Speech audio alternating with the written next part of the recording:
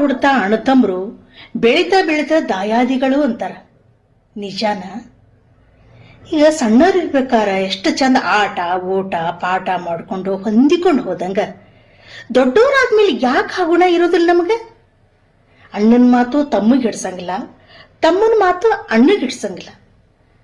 ಈಗ ನಮ್ಮಲ್ಲಿ ಒಗ್ಗಟ್ಟಿರ್ಲಿಲ್ಲ ಅಂದ್ರ ಆಡಿಕೊಳ್ಳೋರ ಬಾಯಿಗೆ ನಾವು ತುತ್ತಾಗ್ತೀವಿ. ಹೆಂಗ ಅಂತೀರೇನು? ನೀವಿಬ್ರು ಅಣ್ಣತಮ್ಮರ ಜಗಳ ಆಡುವಾಗ ನಿಮ್ಮನ್ನ ಕಂಡ್ರೆ ಯಾರಿಗಾಗೋದಿಲ್ವೋ ಅವ್ರ ಹಗೂರ್ಕ ನಿಮ್ಮ ಸ್ನೇಹ ಮಾಡ್ಕೊಂಡು ನಿಮ್ಮಲ್ಲೇ ಒಡಕ್ ಹುಟ್ಟಿಸ್ತಾರ. ನಿಮ್ ತಮ್ಮ ಮನೆ ಭೇಟಿ ಆಗಿದ್ನಪ್ಪ, ನಿನ್ನ ಬಗ್ಗೆ ಬಾಳ ಆಡ್ಕೊಂಡ ಹಂಗ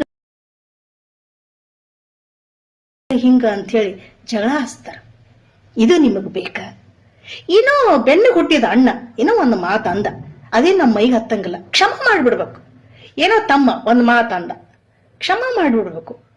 ಅಣ್ಣ ತಮ್ಮ ಹೊಂದಿಕೊಂಡು ಹೋದ್ರ ಮಂದಿ ಹೆದರ್ತಾರ. ಬ್ಯಾಡಪ್ಪ ಅವ್ರ ಸವಾಸ ಬ್ಯಾಡ, ನಮಗ ಅವ್ರ ಅಣ್ಣತಮ್ಮರು ಬಾಳ ಒಗ್ಗಟ್ಟದಾರ ಅಂತೇಳಿ ಹೆದರ್ತಾರ. ಹಿಂಗ ಬದುಕ್ಬೇಕು. ನನ್ನ ಮಾತಿ ದಯವಿಟ್ಟು ಕ್ಷಮ ಮಾಡ್ರಿ.